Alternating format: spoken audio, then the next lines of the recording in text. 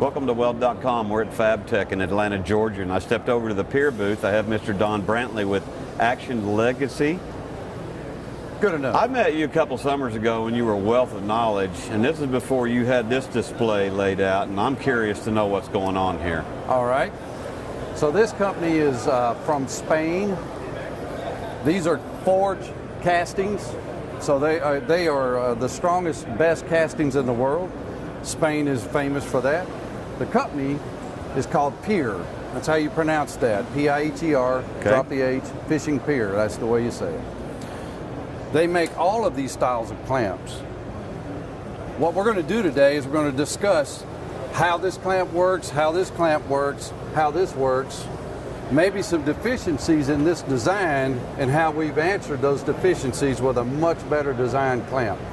By the way, this is not new. It's been about 50 years this has been in existence, but not in the U.S. This style's been around 50 years. 60 years ago, they created their first tool, and it had this design. Wow. So, we are late to the game, but we're the first in the U.S., so you'll see this. Okay. All right. So this clamp right here has a large thread, and that has a specific purpose. That's a square cut. That's the old. Is that the old Acme type thread? That's an Acme type thread, and okay. it has the purpose of giving you speed of adjustment since the frame doesn't adjust. It's very strong. The problem is it's never the right size. All right. Unless you get up into some gigantic weight, and what I found was, when you get up into the big long clamp, then the screw gets sideways. That's exactly right. One of the deficiencies is that screw tends to be the weak point. It walks. Now we've got that big thread there for another reason. Weld spatter can be removed from there so you don't damage that spindle. Done that too, unfortunately. Yes, you have. So a better design was a sliding bar clamp. All right. Notice the thread design is the same. Okay. So we have an Acme thread here. Now we don't need that Acme thread for speed of adjustment, do we? Because it's going to go like this. Right. So we have that there for the reason of weld spatter. So if you get it in there, you could clean it out, at least save that thread and the tool. Some of the deficiencies in this style of clamp, that's a friction bar connection, but that's what it does. When you remove it from the job, it falls down, you have to readjust it every time. When you try to put this on a piece of pipe, oh yeah, it walks right out of there. Walks right out of there, or it'll spin it. Even if I get it right dead center, it'll spin it. Even if I'm holding on to it? Even if you're holding on to it. Okay. This style of bar clamp has been around in the U.S. for quite a number of years. That was a vast improvement over a C-clamp. This is a vast improvement over both of these. So a curved jaw set that will get us over obstacles so we can reach around over a table edge or something like that. I'll start at the top and work down. The bar is a high-tempered strength bar that has very little memory, so if it does... That's kind of bodacious. That's pretty thick. It's very, very strong and retains its rigidity. It has a spring mechanism right here so that I can remove it from the job, go to the next setup, and I'm not losing the tool.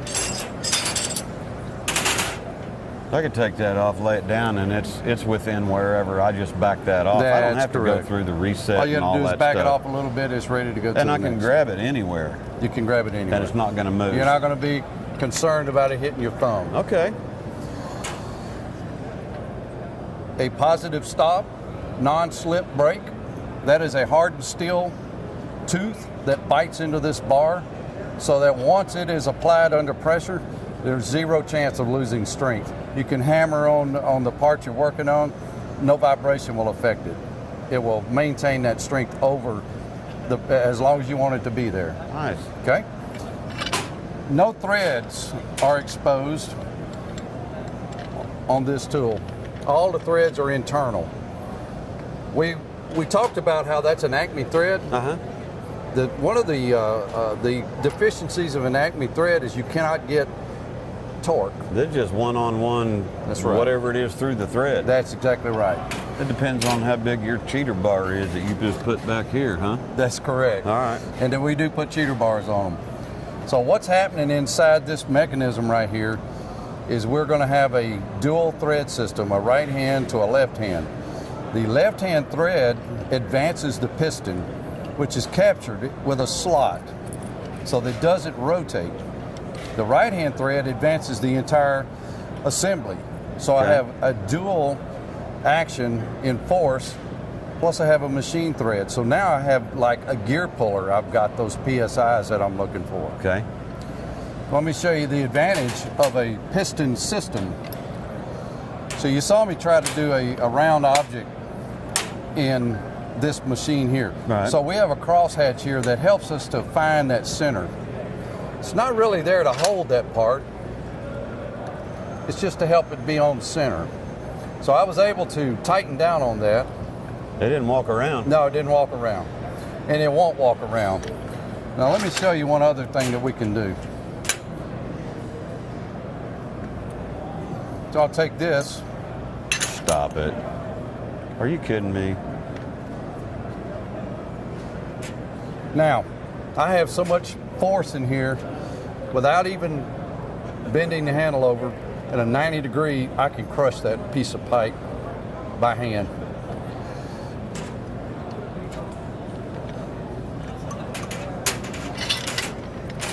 I'd like you to think about this in terms of a hydraulic ram. This is a 5,000 pound clamp that has a piston system that advances just like a hydraulic ram.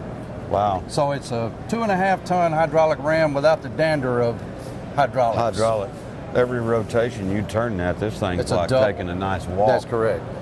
Wow.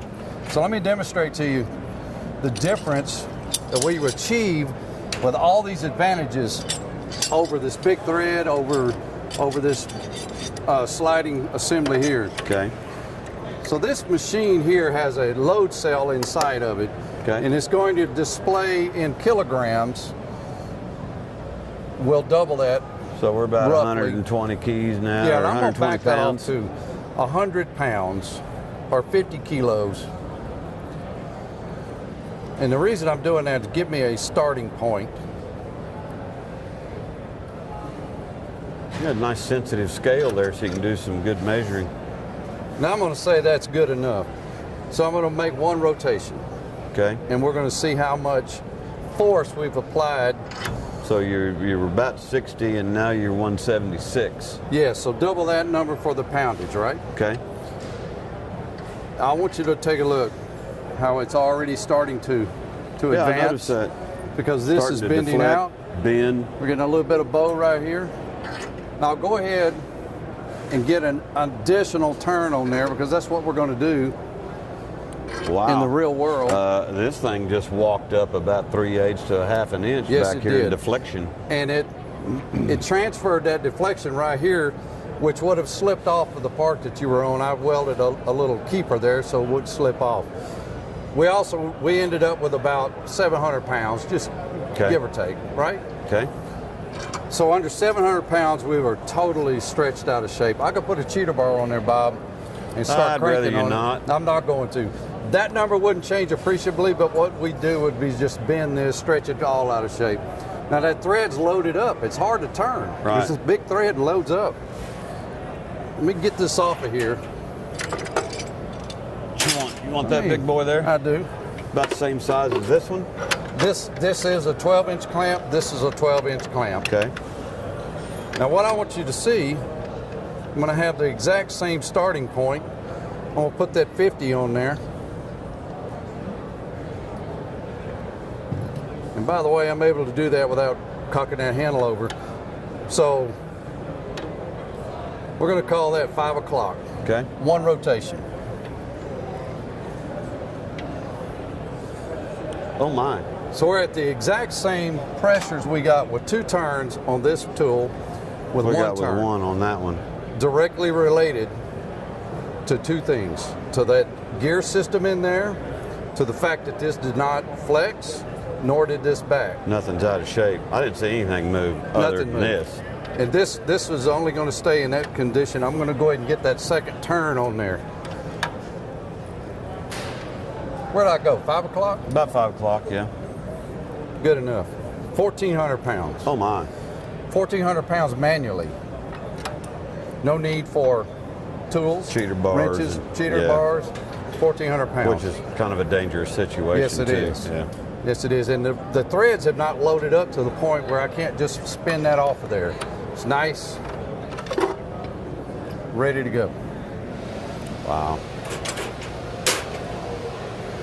One other tool that we've designed with this in mind is we installed 2 of the piston systems on a single bar. So if you look right here, I've made marks here where I can spread that back to square, All right. or I could take these off, turn them around, and push it back to square. Hey, that's not the tabs up here in the weak part. That's down here in Yes, the thick, I'm in heavy part. the heavy part of the steel there. Okay. Don, why don't you just shut up now and take all my money? Thank Gee you very whiz, much. Wow, that is some cool stuff. There was enough in here for. So, you know, when I grew up in the day, it was all this. I didn't know these had been around for a while. When I first saw these, it was like the woodworking type stuff. But I know a lot of people use these in metalworking, and I've seen them load them up. I've not seen them tested. And when I saw that tested in that machine, because I'm standing over here, I'm watching this thing really take a bite and walk and move around and flex and everything. And then the scale itself can't lie. So, yeah, Bob, there's a huge safety factor as well. If you overextend this beyond its limits, that forging right there, it can explode. They have been known to break, and shrapnel goes. yeah. This is not going to do that. I don't see that happening. Yeah. So this is cast, It is. and by geometry we're getting shape. I'm glancing at this when you first started explaining that. These are reversible. Yes. And we can pull as well. We can That's move correct. stuff around. That's correct. These Incredible. bars are standard stock items up to 10 foot long, and all these clamps up to 10 foot long. Fascinating.